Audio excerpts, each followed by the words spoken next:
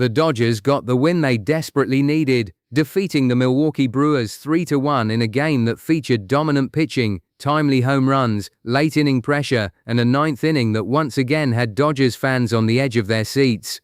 After a difficult 5-4 loss to Milwaukee in the previous game, the Dodgers came into this matchup looking to respond immediately, and they did exactly that. The Dodgers wasted little time getting on the scoreboard.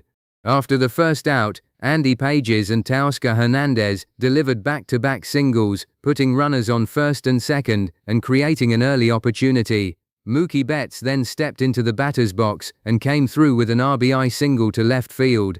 Just like that, Los Angeles had taken a 1-0 lead, but despite the early advantage, the Dodgers could not add to their lead over the next few innings. Milwaukee's pitching settled down, while Los Angeles struggled to create another major scoring opportunity. Then came the fifth inning. The Brewers finally found a way to break through against Yoshinobu Yamamoto. Luis Lara opened the inning with a double, and David Hamilton followed with a well-placed bunt that helped put Milwaukee in a dangerous position.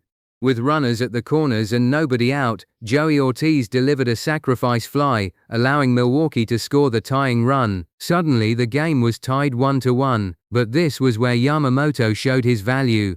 Instead of allowing the inning to completely fall apart, he limited the damage and prevented Milwaukee from adding more runs. The Brewers had created a dangerous situation, but Yamamoto managed to escape without allowing the inning to become a disaster. And that turned out to be extremely important, because the Dodgers answered almost immediately. With 2 outs and nobody on base, Andy Pages stepped up and launched a solo home run over the left field fence. The Dodgers were back in front, 2-1. It was exactly the kind of response the team needed. Milwaukee had just tied the game, but Los Angeles refused to let the momentum stay on the Brewers' side. Then, in the sixth inning, Tommy Edman provided even more insurance.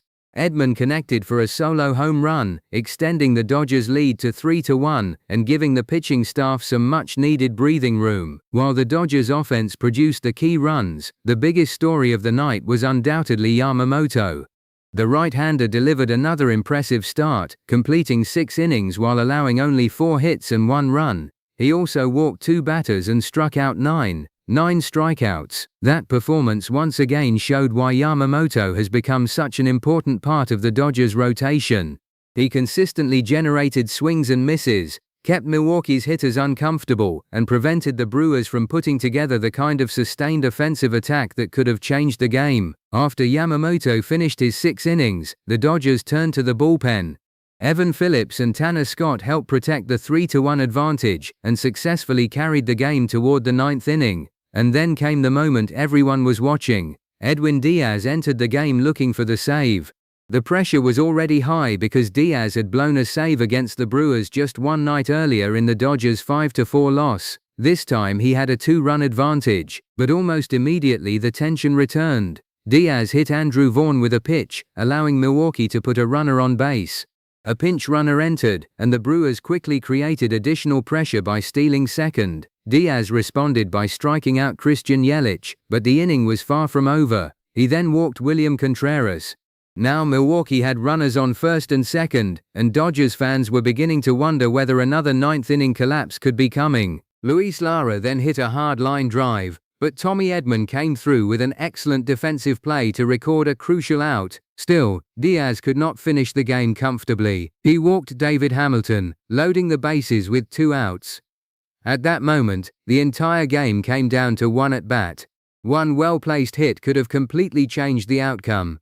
After the previous night's disappointment, the pressure on Diaz was enormous. But this time, he found a way to finish. Diaz forced Joey Ortiz to hit a ground ball toward shortstop, and the Dodgers completed the play for the final out. Ball game. Dodgers win, 3-1. Diaz earned the save, and more importantly, the Dodgers avoided another painful 9th inning collapse. It wasn't perfect. In fact, Diaz still allowed a hit batter and issued 2 walks while putting the tying run in a dangerous position. But unlike the previous night, he finished the job. And sometimes, especially for a closer trying to rebuild confidence, getting the final 3 outs matters more than how comfortable those 3 outs looked. The victory also gave the Dodgers an important response after their previous loss. However, the game reportedly did not end without additional tension.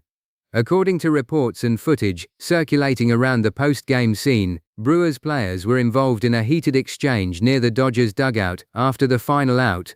The situation reportedly involved Garrett Mitchell, Jackson Chourio, and William Contreras, with the exchange becoming increasingly heated as players from both sides gathered near the dugout. Shohei Ohtani was reportedly involved in the confrontation as well. What exactly happened, and who initiated each part of the confrontation, would need to be established through official reports and video review. But the situation was serious enough to draw the attention of players, coaches, umpires, and security personnel. Dodgers manager Dave Roberts reportedly stepped in as the situation developed, while teammates moved toward Ohtani and other Dodgers players in an attempt to prevent the confrontation from escalating. The umpires and stadium personnel then intervened and separated the groups. The incident quickly became one of the biggest talking points surrounding the game. Given the intensity already present in the series, any post-game confrontation was bound to receive significant attention. Reports also indicated that Major League Baseball would review the incident, including available video and official reports, before determining whether disciplinary action was necessary. Any suspension or punishment would depend on MLB's official findings, so fans should wait for confirmed league announcements rather than relying solely on early reports or social media speculation. But regardless of the controversy surrounding the post-game scene, the Dodgers had already accomplished the most important objective. They won the game, and they did it behind a performance that showed exactly what this team can look like when everything comes together. Yamamoto controlled the game for 6 innings. The offense delivered when opportunities appeared. Pages responded immediately after Milwaukee tied the game. Edman added insurance. The bullpen protected the lead. And Diaz, despite making things extremely stressful in the 9th inning, eventually closed the door. For Yamamoto, the performance was another reminder of how valuable he can be to the Dodgers down the stretch. 6 innings, 4 hits allowed, 2 walks, 9 strikeouts, and only 1 run. That is the type of outing that gives a team confidence. For Diaz, meanwhile, the 9th inning was a much-needed step in the right direction. He still has things to clean up, particularly his command, but he showed that he can face serious pressure and still find a way to get the final out. The Dodgers now have to build on this victory. One win does not erase every concern, and one successful save does not eliminate the questions surrounding the bullpen. But the response was important. After losing a painful game the night before, Los Angeles came back and played a much cleaner game from start to finish.